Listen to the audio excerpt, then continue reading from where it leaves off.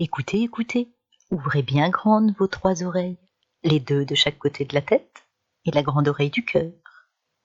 Un jour, il y a fort longtemps, les oiseaux se disputèrent pour savoir lequel volait le plus haut. Je vole si haut, commença l'alouette, que je deviens un minuscule point dans le ciel, et je finis même par disparaître. Seul mon merveilleux chant demeure.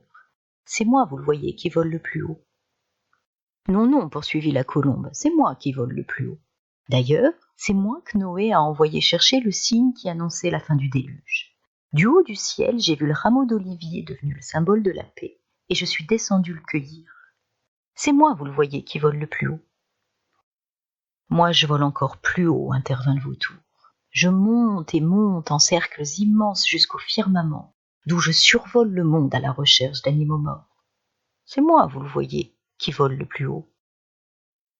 Vous avez tort, tous autant que vous êtes, dit alors l'aigle majestueux, car je suis moi, le roi des oiseaux. Mes ailes sont robustes et mon cœur puissant.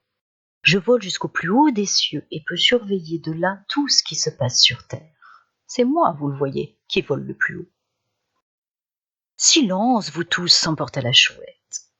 Puisque nous ne sommes pas d'accord, nous allons organiser un concours pour savoir quel est celui d'entre nous qui vole vraiment le plus haut. Et c'est ainsi que parmi les criaillements, ululements, piaillements et coassements, tous les oiseaux prirent leur envol au même instant dans un grand battement d'ailes. Certains oiseaux ne purent s'élever bien haut et retournèrent rapidement se poser à terre. Un peu tristes, ils y furent accueillis par le faisan qui les consola. « Vous avez accompli ce que la nature a prévu pour vous, dit-il. Vous avez tous des ailes, mais chacun vole à la hauteur qui est la sienne dans le but qui est le sien. » Puis il ajouta : « Moi je suis incapable de voler, mais je n'en ai pas honte, car mes ailes me servent à autre chose. » D'autres oiseaux s'envolèrent très haut dans le ciel. Mais après un certain temps, la plupart d'entre eux furent si fatigués qu'ils ne purent continuer. Alors, ils revinrent sur terre.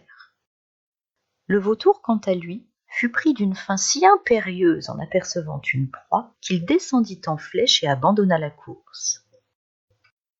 Seuls quelques oiseaux eurent la force de poursuivre leur vol. Puis à leur tour, l'alouette et la colombe redescendirent. Elles n'en pouvaient plus. Enfin, il n'y eut plus qu'un seul oiseau dans le ciel, si haut qu'il semblait avoir atteint le soleil.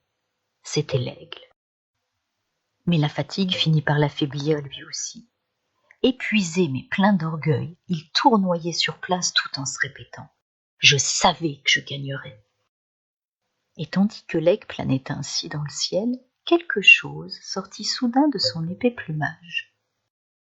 À son grand étonnement, l'aigle vit alors un oiseau minuscule, une courageuse petite mésange qui s'élançait dans le ciel plus haut encore. L'aigle tenta aussitôt de la dépasser, mais à bout de force, il dut renoncer. « Mais comment as-tu fait pour voler jusque-là » demanda-t-il alors. La mésange eut un tout petit rire de tout petit oiseau. « C'est toi qui m'as porté sur ton dos, dit-elle.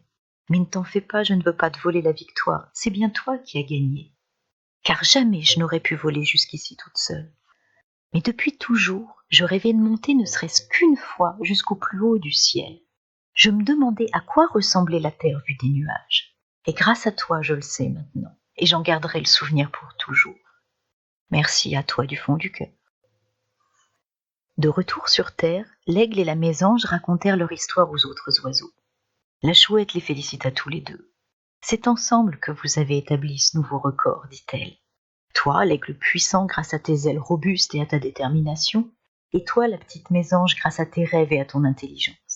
Ainsi, l'un avec l'autre, vous avez pu aller plus haut que tous les oiseaux du monde. Mon conte est terminé. Je le laisse là où je l'ai pris, entre ciel et terre. Qu'il voyage librement, et que je revienne parmi vous. »